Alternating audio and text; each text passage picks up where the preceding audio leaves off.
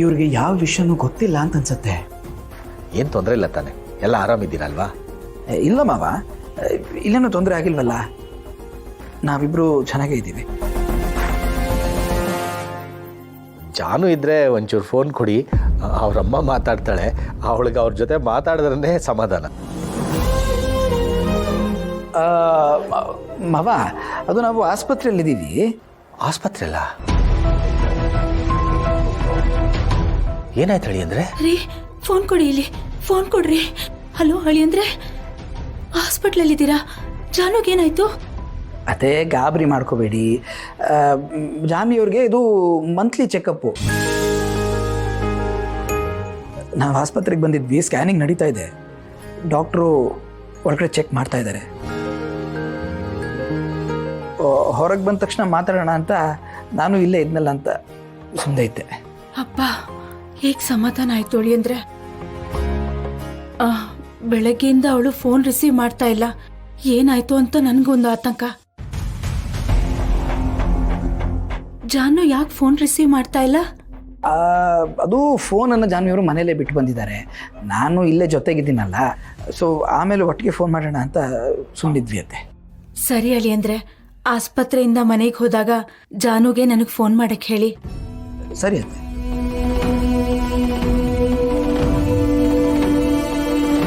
ಜಾನ್ವಿಯವ್ರಿಗೆ ಪ್ರಜ್ಞೆ ಬಂದಮೇಲೆ ಇವರಿಗೆ ಫೋನ್ ಮಾಡಿ ಹೇಳಿಬಿಟ್ರೆ, ಅವ್ರಿಗೂ ಎಲ್ಲ ವಿಷಯ ಗೊತ್ತಾಗ್ಬಿಟ್ರೆ, no no no no no, ಹೇಗಾದರೂ ಮಾಡಿ ಇದನ್ನು ನಾವು ಅವಾಯ್ಡ್ ಮಾಡಬೇಕು ಜಯಂತ, ಅವಾಯ್ಡ್ ಮಾಡಬೇಕು. ರೀ, ಅವಳೇನು ಚೆಕಪ್ ಹೋಗಿದ್ದಾಳೆ ಅಂತ ಹೇಳ್ತಿದ್ದಾರೆ, ಆದ್ರೆ ಅಳಿಯಂದ್ರ ಧ್ವನಿಲಿ ನನ್ಗೇನೋ ಒಂದು ಆತಂಕ ಕಾಣಿಸ್ತಾ ಇದೆ. ಜಾನು ಹತ್ರ ಮಾತಾಡಿಸಿ ಅಂತಿದ್ರೆ ಅವಳು ಯಾಕೆ ಮಾತಾಡ್ತಾ ಇಲ್ಲ? ಲಕ್ಷ್ಮಿ ಅತ್ತೆ, ಸರಿ ಹೋಯ್ತು, ಇಷ್ಟೊತ್ತು ತನಕ ಅವ್ರ ಫೋನ್ ಎತ್ತುತ್ತಾ ಇಲ್ಲ ಅಂತ ಗಾಬರಿ ಮಾಡ್ಕೊಂಡಿದ್ರಿ, ಈಗ ಅವ್ರ ಧ್ವನಿನಲ್ಲಿ ಏನೋ ಆತಂಕ ಕಾಣ್ತಾ ಇತ್ತು ಅಂತ ಗಾಬರಿ ಮಾಡ್ಕೊಂಡಿದ್ದೀರಾ. ಹಿಂಗಾದ್ರೆ ಹೆಂಗೆ ಅತ್ತೆ? ಹೌದು ಲಕ್ಷ್ಮಿ, ಆಸ್ಪತ್ರೆಯಲ್ಲಿ ಡಾಕ್ಟರ್ ಇರ್ತಾರೆ, ನರ್ಸ್ಗಳಿರ್ತಾರೆ, ಹೆಂಗೆ ಮಾತಾಡೋಕ್ಕಾಗತ್ತೆ? ಮನೆಗೆ ಹೋದ್ಮೇಲೆ ಫೋನ್ ಮಾಡಿಸ್ತೀನಿ ಅಂತ ಅಳಿ ಅಂದ್ರೆ ಹೇಳಿದ್ರಲ್ವಾ, ಆರಾಮಾಗಿರೋ. ಇಲ್ಲ ರೀ, ನನ್ಗೆ ಯಾಕೋ ಸಮಾಧಾನ ಆಗ್ತಾ ಇಲ್ಲ. ಈ ಸಮಯದಲ್ಲಿ ನಾವು ಅವಳ ಹತ್ರ ಇರ್ಬೇಕು ಅಂತ ನನ್ ಮನ್ಸು ಹೇಳ್ತಾ ಇದೆ. ಇದನ್ನೆಲ್ಲ ನೋಡ್ತಿದ್ರೆ ಅಲ್ಲೇನೂ ಸರಿ ಇಲ್ಲ ಅಂತ ಅನಿಸ್ತಿದೆ ರೀ. ನಾವ್ ಒಂದ್ಸಲ ಹೋಗಿ ಜಾನು ನೋಡ್ಕೊಂಡ್ ಬರೋಣ ರೀ.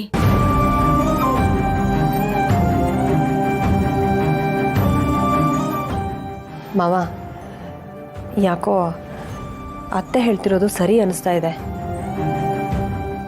ಯಾವುದಕ್ಕೂ ನೀವಿಬ್ರು ಒಂದ್ಸಲ ಹೋಗಿ ಜಾನುನ ನೋಡ್ಕೊಂಬಂದ್ಬಿಡಿ, ಆಗಲೇ ನಮಗೆ ವಾಸ್ತವ ಏನು ಅಂತ ಅರ್ಥ ಆಗುತ್ತೆ. ಇಲ್ಲೇ ಇದ್ದರೆ ನಮ್ಮೆಲ್ರಿಗೂ ಒಂಥರ ಕೊರಗಿರುತ್ತೆ. ಸರಿಯಮ್ಮ, ನೀವಿಬ್ರು ಇಷ್ಟು ಹೇಳ್ತಿದ್ದೀರಾ ಅಂದಮೇಲೆ ಆಯ್ತು, ಹೋಗಿ ಬರೋಣ. ಹೇಗಿದ್ರು ಸಂತು ದುಡ್ಡು ಕೊಟ್ಟಿದ್ದಾನಲ್ಲ, ಆ ದುಡ್ಡನ್ನು ಬಳಸ್ಕೊಂಡು ಹೋಗಿ ಬರ್ತೀವಿ. ಹೋಗು, ಬಟ್ಟೆ ರೆಡಿ ಮಾಡ್ಕೊ. ಹಾ,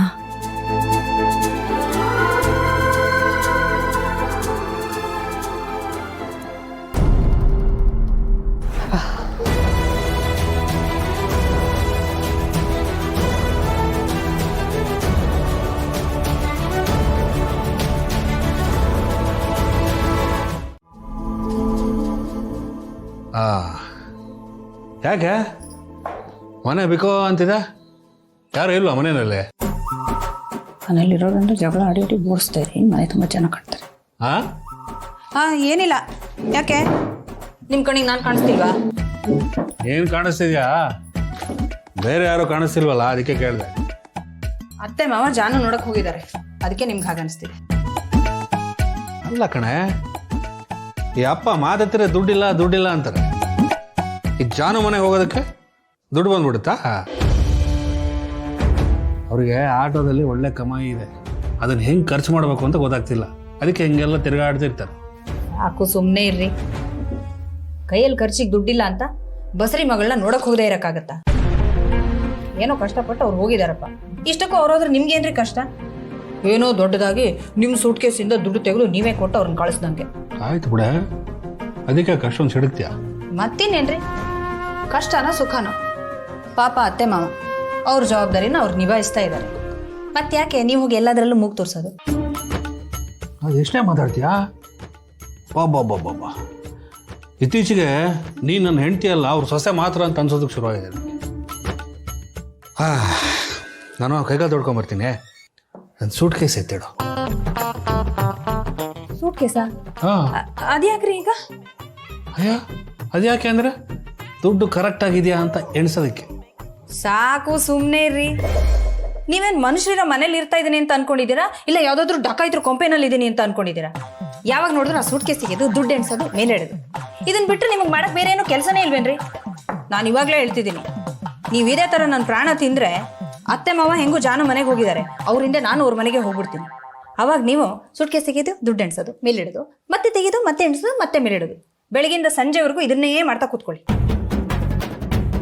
ಏನ ಇಷ್ಟೊಂದು ಬ್ಲಾಕ್ ಮೇಲ್ ಮಾಡ್ತೀಯಾ? ನಾನು ಏನು ಕೇಳಿದೆ ಈಗ?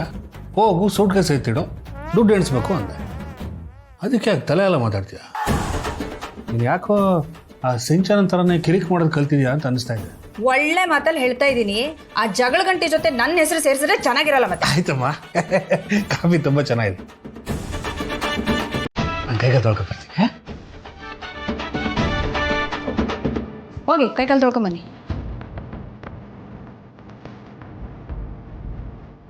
ಓ ದೇವ್ರೆ, ಈ ಸಲ ಹೆಂಗೋ ಬಚಾವಾದೆ.